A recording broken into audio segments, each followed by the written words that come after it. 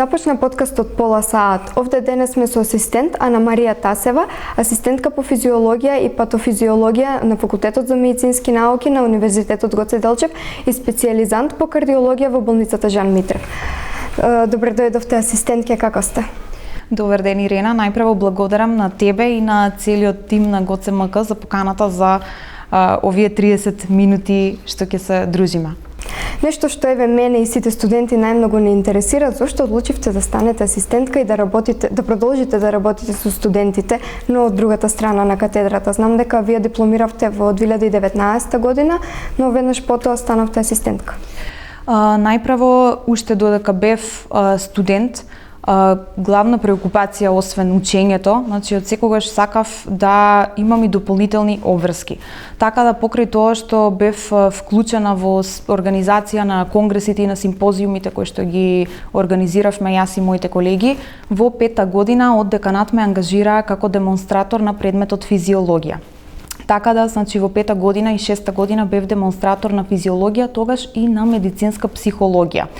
Така да тоа искуство, тие 2 години како демонстратор, уште додека бев студент, работев со студенти, ми потврди дека можам да работам со млади, со студенти и дека работата е доста предизвикувачка и интересна. Така да веднаш откако завршив факултет, откако ја земав дипломата, уште пред да ја земам лиценцата за работа, се отвори конкурс и ме вработија на Факултетот за медицински науки како асистент на предметот физиологија и патофизиологија. Така да, ова е доста предизвикувачка работа и доста интересна да се работи со млади, особено поради тоа што нема многу голема разлика во возраста помеѓу мене и помеѓу студентите, бидејќи уште додека бев студент, нели почнав со студенти, па потоа веднаш продолжив со студенти на базични предмети. Така да мене ми е многу мило и драго тоа што гледам и осеќам дека покрај тоа што студентите ме гледаат како асистент и ме почитуваат како асистент од кого ги учат овие базични предмети, сепак тие ме гледаат и како колешка, односно како пријателка со која што разговараат на најразлични теми од студентскиот живот. Значи се случува да разговараме со студенти во врска со припремањето на најразличните испити. Значи не само за физиологија и патофизиологија. Значи ме прашуваат совети што да пријавам во оваа сесија, дали да ги искомбинирам, еве на пример микро можам ли да го спремам заедно со патофиза, значи некои такви теми. Понатаму значи разговараме за можностите што ги нуди нашиот универзитет. Значи јас секогаш им давам поддршка и совет да се вклучат, односно да се пријават на Еразмус програмата за размена на студенти, да посетат некоја друга држава, бидејќи тоа е едно феноменално искуство кое што ќе им остане за цел живот. Па така тие одат, им давам препораки на студентите, значи никогаш не сум одбила студент за препорака. Кога ќе се вратат, значи ми пишуваат благодарност поради советот што сум им го дала да отидат, ми раскажуваат како си поминале. Потоа се случува да ми раскажуваат дури на студентски забави како си поминале, како се дружеле. Така да ова е доста интересно искуство, работа со млади, бидејќи младите студентите и мене ме враќаат во тие денови, иако не се многу одамна, но сепак ме потсетуваат и на моите студентски денови кога јас бев студент. Кога сме веќе кај Еразмус програмата, дали вие имате одено на Еразмус? Јас на Еразмус програмата немам одено, иако аплицирав и бев примена за Полска, но тогаш поради други приватни причини не можев да отидам, но бев одбрана за да одам на размена во Русија, која што имаше една таква програма, најдобрите студенти, неколку од сите студиски програми од општа медицина, од дентална, од фармација, ги одбира да одат во неколку дена, 2 недели, мислам дека беше во Русија. Само што еве тогаш таа година беше баксузна за мене, бидејќи тогаш во Русија мислам дека се одржуваше нешто светско првенство фудбал, па така да не можев да отидам ни таму, иако бев одбрана. Потоа веќе следната година сакав да дипломирам, но она што го имам искористено во текот на моите студентски денови е размена преку ММСА, значи Скопската организација, за во 1 месец во Турција, односно во Истанбул, во текот на летниот период. И можам со сигурност да кажам дека тоа лето беше едно од моите најубави лета во текот на студентскиот живот, бидејќи пријателствата и искуството што го стекнав таму во болницата во Истанбул, Аџибадем болницата бев, и колегите што ги запознав и што се зближивме, едноставно ми остануваат за цел живот. Се уште сме во контакт, имам колеги од Србија, од Босна, од Хрватска, од Тајван, од Бразил, двајца, така да тие пријателства мислам дека остануваат за секогаш. Се уште си честитаме роден ден и тоа искуство е нешто што ќе ви остане за цел живот во памтење. Тоа не се заборава, едноставно мора да искористите нешто, дали Еразмус програмата, дали ММС, дали ако ги има се уште во Русија размените на 2 недели, значи убаво е да отидете, да видите нешто различно и да ви остане како спомен за цел живот. Че вие секогаш сте за баланс помеѓу забавниот живот и студентскиот живот? Да, мора да има баланс. Значи, најпрво студентите по општа медицина мора сериозно да се ја сватат работата кога станува збор за учењето. Но тоа не значи дека треба да го запостават приватниот живот или социјалниот живот, бидејќи и тоа е исто така многу битно. Така да, значи, секој студент мора да си го организира времето максимално добро како што на него му одговара. Значи секој е различен или за учење, за дружба, значи некој уче повеќе време, некој помалку, но сметам дека балансот е неопходен за да студентите значи едноставно да го проживеат значи студентскиот живот максимално како што треба. Споменавте дека ги припремавте испитите за физиологија и патофизиологија. Сега јас се сеќавам дека кога го припремав физиологија испитот за кецот, јас имав премногу трема и премногу страв и не сакав ни да се појавам на испитот и во последен момент си реков ајде што биде нека биде и се вклучив. Како вие ги спремавте тие испити? Физиологија и патофизиологија се едни од клучните базични предмети заедно со другите, нормално патологија, анатомија, биохемија, но овие се едни од базичните кои што секој студент мора да ги совлада доколку сака да биде успешен, добар млад лекар. Јас уште во втора година секогаш зборувам со студентите и си разговараме дека втора и трета година и од моје искуство и од ваше искуство студентите дека втора и трета година се најтешки на нашиот универзитет, така да уште кога дојде втора година знаев дека треба сериозно да се свати работата за да се помине успешно.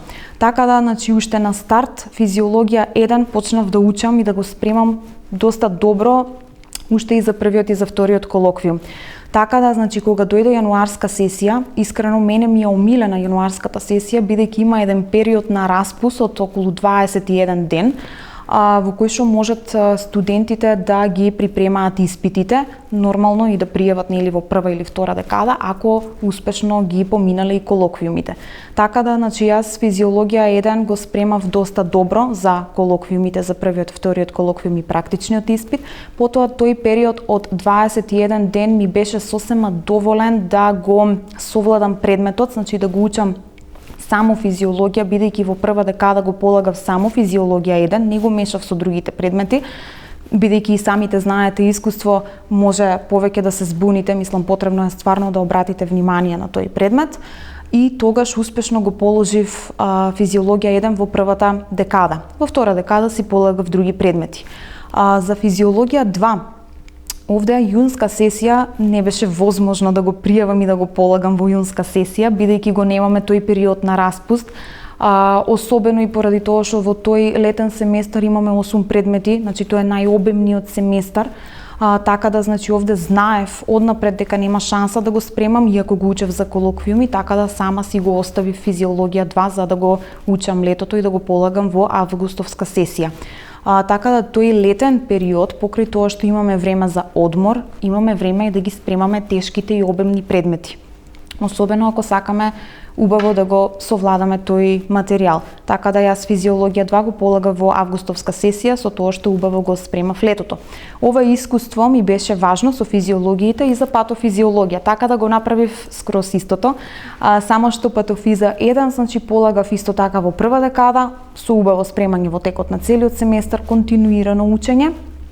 Само што овде искомбинирав и некои други испити, знам патологија пошто имаме совпаѓање на материјалот, а патофиза 2 поради обемноста, веќе тоа е вовед во клиничкиот дел од медицината, патофиза 2 го спремав исто така летниот период, цело лето учев, доста голем дел од летото потрошив на патофиза 2 за да го положам во августовска сесија.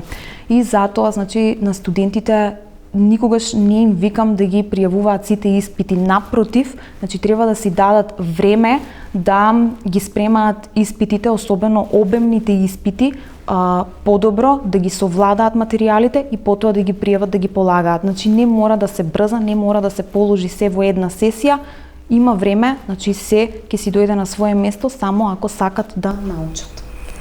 Еве сега јас сум трета година и од мое лично искуство, но и од постарите генерации вела дека трета е најтешка. Кои се вашите совети за преживување на трета година? Трета година е најтешка, да, бидејќи се наоѓате на средината, значи не сте ни на почеток со многу енергија за учење, не сте ни на крај нели со возбуда дека вие завршувате, туку сте буквално така изморени и се наоѓате на една средина помеѓу почетокот и крајот. Така да, значи, јас верувам и самата така сум се чувствувала изморено, немам енергија да учам, едноставно па се прашувате што понатаму, не можете ниту да се откажете, тешко е да продолжите, така да верувам дека и од тој психолошки аспект трета година е најтешка. Советите кои се, значи потсетете се зошто сте почнале со медицина, значи нема откажување, мора да се полагат испитите, убава организација на времето, учење и полагање на испитите во сите сесии, значи ќе си ги распоредите и не мора да се брза. Па на крајот и да се падне на некој испит или да речеме и да се квадрира година, значи не е никаков проблем. На крајот секако, значи секој што си е преопределен за нешто, местото ќе му дојде само. Така да трета година со добра организација на времето, со навремено исто така нели учење континуирано, може успешно да се помине и потоа веќе четврта година е сосема друго чувство. Добро, ова ми дава надеж. Би сакала да ве прашам, која е вашата омилена техника на учење? Нели имаме повеќе техники на активно учење, пасивно учење, помодоро техниката. Дали сте искористиле некои од овие техники или па ги препорачувате еве на студентите? Значи, ја препорачувам техниката секој со што може да се носи и секој да го искористи она што најмногу му помага да го запамти материјалот и да го свати. Значи најбитно е да се свати материјата што се учи. Значи учењето на памет е краткорочно. Значи можеби ќе ви даде успех на испитот, но нема да ви остане до крајот на животот. Така да материјалот доколку се свати логично, тоа останува за цел живот. Сега јас секогаш кога учев, значи учев најпрво нели нормално читање, разбирање, повторување, читање по неколку пати, гледање YouTube видеа, па нешто ако не ми е јасно, барам и од други литератури, така да значи користев повеќе така литератури, дури и интернет. И на крајот, бидејќи за усен испит, најдобро е да се спремате со учење на глас. Значи сама си раскажував гласно дома во мојата соба, гласно си ги раскажував темите, бидејќи ми беше искрено срам од професорите ако нешто не знам или ако не знам добро да се изразам, така да тоа доста го вежбав дома сама во својата соба учев на глас. Но пак ќе кажам, учењето на медицина, значи за сите медицински предмети, е битно да се уче со разбирање, односно ако го разберете материјалот и после 2-3 години да ве прашат нешто, вие ќе го знаете. Еве, утврдивме дека трета година е најтешка, но која е најлесна? Најлесна? Сите години се тешки сами по себе. За секој пак ќе кажаме индивидуално, на некој му е најтешка втора, на некој четврта, на некој пета, зависи сега кој колку учи во таа година. Најлесна година нормално ако сите испити се положени, па дури и да останат неколку испити, мислам дека е шеста година, бидејќи тука веќе имате вие возбуда дека вие сте на крај, дека завршувате, правите планови што понатаму, дали во државата да останам, дали надвор од државата да одам, каде да одам на пракса, дали во родниот град, дали Скопје, дали некаде во странство, па се спремата за апсолвентска вечер, па има апсолвентски екскурзии, така да мислам дека 6-та година е така најинтересна за студентите и нормално најлесна, бидејќи вие одете на пракса и веќе тука се соочувате со реалноста во медицината. Еве, ние сите од студентите си велиме, ајде еднаш кога ќе дипломирам ќе ни стане полесно. Но што навистина се случува после дипломирањето? После дипломирањето лично јас тоа сум си го викала, само да дипломирам ќе биде полесно. Но овде се лажеме, бидејќи значи еве сега од овој аспект значи би сакала да се вратам во студентските денови. Не дека сега е многу потешко, едноставно одговорноста и обврските ви се поголеми. Вие кога дипломирате, вие веќе станувате, ја добивате титулата на дипломиран општ лекар, така? Значи мора да почнете со работа. Нормално дипломирате за да почнете да работите. Кога ќе се вработите, значи дали во општа ординација како матичен лекар, дали во брза помош, дали еве на факултетот дури како асистент на одредени предмети, вие имате одговорност. Од вас зависат некои работи, значи дали здравјето на пациентот, каде ќе го упатете, што ќе му препишете, дали во брза помош брзо во моментот како ќе пристапите, значи зависи од вас и од вашето знаење. Или на факултетот, она што ќе им го пренесете на студентите и тие што ќе го научат и ќе го внесат нели во својата глава дека мора да се учи, исто така и таа одговорност е ваша. Така да, значи, овде после дипломирање одговорноста е поголема, затоа јас би кажала да уживате во студентските денови. Знам дека се тешки, значи самиот факултет е доста долг и е тежок, значи тешка е материјата, но тие денови нема да се вратат. Така да покрај тоа што ќе учите за факултетот, пробајте и да се опуштите, пробајте да одете на размена во странство, да запознаете колеги, да се дружите, да уживате, да организирате конгреси, симпозиуми, како што прави вашата организација СОМА, на која што сум многу горда. Бидејќи тоа е нешто што ќе ви го разубави студентскиот живот и тоа е нешто што вие ќе го памтите цел живот.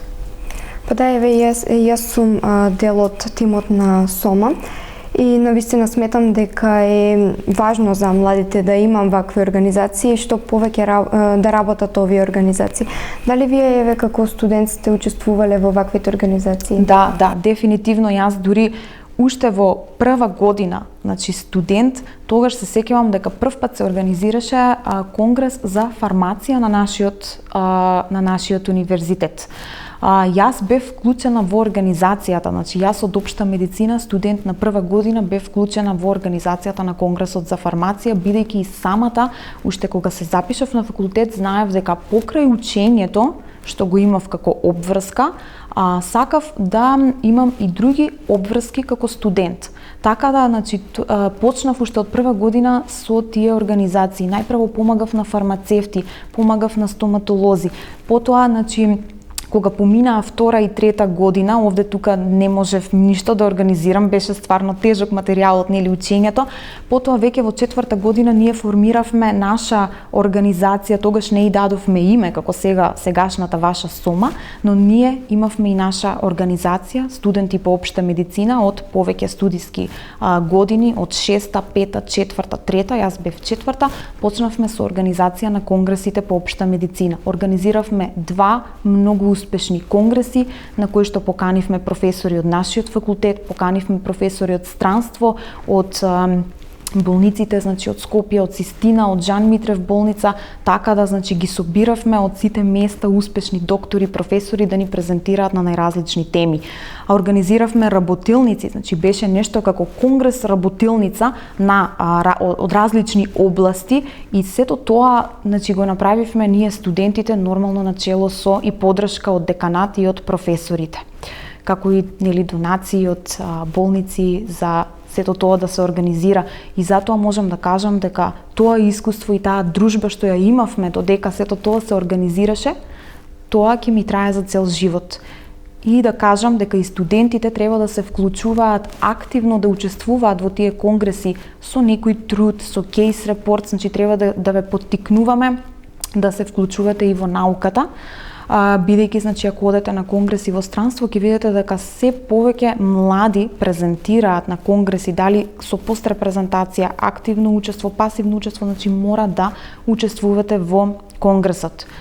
Исто ние учествувавме значи активно, јас имав тема на која што презентирав, мои колеги имаат теми, така да тоа беше едно феноменално искуство. На која тема презентиравте? Презентирав на колкав е бројот на заболени од лешманиоза во нашата држава, за лешманија. Да, еве вие веќе сте втора година специјализант по кардиологија. Зошто одбравте токму кардиологијата? Кардиологијата ја одбрав бидејќи не можев да се замислам ништо друго да работам. Едноставно кардиологијата ја сакав уште кога се запишав на факултет, односно кога почнав да учам физиологија, кардиоваскуларниот систем го засакав најмногу од сите. Јас ја сакам цела медицина, но кардиологијата е она што сакам да го работам. И затоа, значи уште од тогаш се определив дека сакам да станам кардиолог и затоа се запишав на специјализација по кардиологија. Исто така, друга причина е поради тоа што сакам динамична работа, односно работа со многу пациенти. А знаеме дека кардиоваскуларните болести се број 1 причина и за смртност, значи насекаде во светот, така да знам однапред дека би имала многу пациенти, работа со многу пациенти. И друго нешто, кардиологијата како наука нуди многу. Значи, потоа има најразлични области, субспецијалности кои што може да се насочиш, имаш електрофизиологија, интервентна кардиологија, за срцева слабост, имиджинг методи, значи едноставно за кардиологијата само небото е граница. Така да секој млад лекар го охрабрувам да си го исполни она што си го замислил, својот сон, значи да си го одбере тоа што смета дека за него е најдобро и тоа што смета дека може да го работи до крајот на животот без да му представува потешкоти. Еве, физиологијата била пресудна за вие да се одлучите да бидете кардиолог, но која беше стартната точка од каде знаевте дека вие ќе бидете доктор?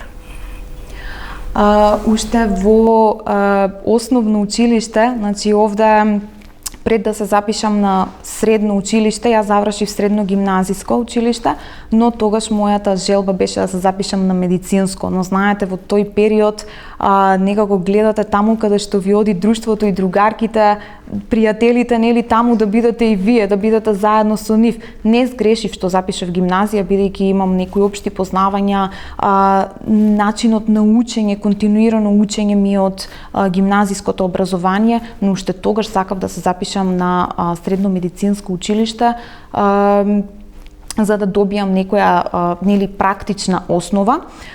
Но со текот на времето сватив дека во ред јас ќе завршам гимназија, но потоа ќе продолжам со општа медицина. И во текот на студирањето, значи она практичното што да речеме во средно гимназиско може да се совлада, значи може да се совлада и на факултетот. Ми беше малку потешко на почетокот со латинските термини, со анатомија од гимназија на медицина, но и тоа се совладува, така да тој што има голема желба, сметам дека може да поста со се.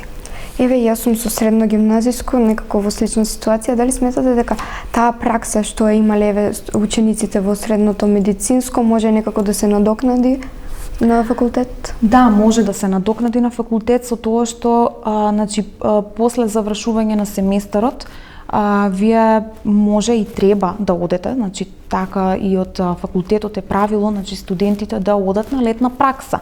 Така да вие кога ќе одите на летна пракса во болниците или во ординациите, тука може се да се научи. Значи ќе се научи и сестринската работа, ќе ги гледате, следите и докторите, така да значи со пракса, со редовна пракса, секое лето имате слободни 2 месеци, можете да ги искористите за пракса. Значи тоа во тој период можете да надокнадете од практичниот дел што сте го пропуштиле, да речеме, во средна школа. Каде ни вие препорачувате дека е најдобро да отидеме на пракса? Нешто каде што има се од медицината и што можеме се да видиме? На пракса вака, значи убаво е да одите во болниците, сега зависи нели студентите од кој град потекнуваат, значи она што се нуди во градот, тоа ќе го искористите. Значи во општите болници, во клинички болници е најдобро. Со тоа што јас кога одев на пракса, значи јас не ги мешав одделенијата во текот на едно лето, туку јас на пример едно лето одев само на хирургија, едно лето одев само на интерна медицина, друго лето одев само на ортопедија. И така, значи вие кога ќе ги видите и кога ќе ги осетите 2 месеца тие одделенија како работат, какви се пациентите, какви се болестите, тука си помагате и самите на себе во вашата одлука што понатаму.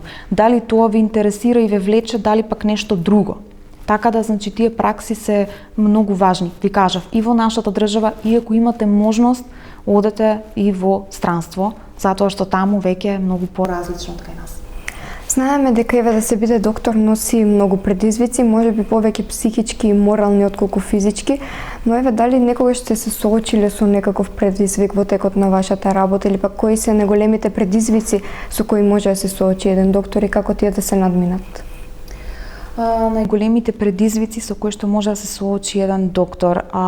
Значи јас се соочив со една ситуација во брзата медицинска помош, бидејќи, значи, јас кога завршив факултет, значи сега мислам дека законот е сменет, но ние имавме задолжително 6-месечно стажирање во итна медицинска помош. Сметам дека тоа е многу важно и дека секој мора да го осети, затоа можете вие и летото да одете во брза медицинска помош за да ги видите оние најургентни состојби и како вие да постапите во таков случај.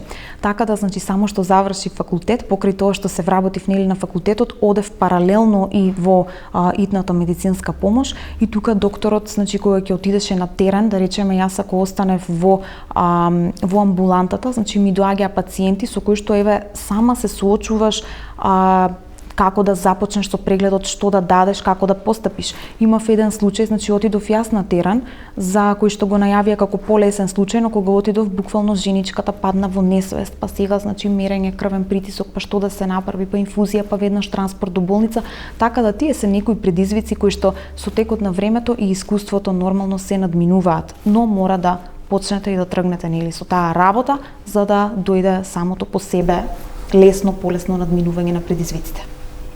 Еве, например, доколку се соочиме со некој смртен случај и кои се вашите совети за да психички го надминеме тоа? Не знам, еве, јас се плашам ако се соочам со такво нешто дека можеби нема да сакам да продолжам со медицината или пак нема да сакам да продолжам со таа работа. Значи, јас сум имала многу, мислам, еве во брза помош кога бев, сме оделе на многу смртни случаи да констатираме смрт нели на одреден починат. Така да, значи, затоа ви кажувам, итната медицинска помош ви е многу добра основа, бидејќи ќе видите многу работи. Имав една ситуација, баш смртен случај на 22 годишна девојка, која што пробавме да ја реанимираме, за жал беше неуспешно. Како да се надмине, значи мора да се сфати дека секој живот нели на крајот завршува со смрт и дека тоа е нормален, значи физиолошки дел од животот и дека вие сте тие докторите кои што мора да бидете цврсти и дури да бидете една подкрепа ако треба и на семејството, значи на сите роднини и блиски на починатиот. Значи мора да разберете дека тоа е нормално и дека тоа нели се случува и ќе се случува, а во вашата работа тоа е неизбежно. Така да можеби првиот пат, значи ќе го ставате на срце и ќе ви биде потешко. Мислам, секој пат ќе биде тешко, но ќе се научите со текот на време полесно да го прифаќате и да не реагирате нели така бурно или емоционално, особено пред родители или пред блиски на починатиот. Бидејќи вие сте тие што треба да бидете цврсти, ние докторите.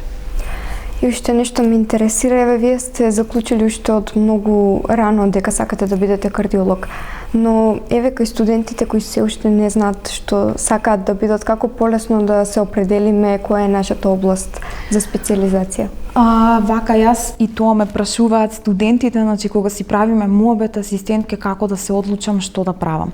Јас имам само еден совет. Значи замислете си како сакате да го поминете вашиот ден од 24 часа. Што сакате да правите во текот на или 8 часа, 10 или 12 часа. Што сакате да правите? Со какви болни сакате да си имате работа? што сакате да лекувате, како сакате да го поминете вие вашиот ден, дали во амбуланта, дали во операциона сала, дали сакате со деца, педиатрија, дали сакате постари пациенти, едноставно замислете си како сакате да го поминете денот и така ќе дојдете полесно до она што ве вас интересира, бидејќи работата е за цел живот секој ден. И ако, например, сакаме повеќе области? Тогаш само со пракса, значи ако ги посетите сите тие и видите, значи како се работи, што се работи, ќе можете полесно да се одлучите. На крајот секако ќе морате и нормално кога ќе излезат специјализации, кога ќе морате да одберете една област, овде и самиот инстинкт ќе ви каже кога ќе треба да запишете една или две области, самиот инстинкт ќе ви покаже всушност вие што сакате. Па се надевам дека е така. Еве, веќе и времето ни е при крај. Да ви се заблагодарам многу на денешното гостување. Благодарам, Ирена, благодарам и на вас. Јас сум тука за вас за било што и да треба во иднина. Благодарам ГЦМК. За вас, драги гледачи, бидете сигурни дека го следите ГЦМК на социјалните мрежи.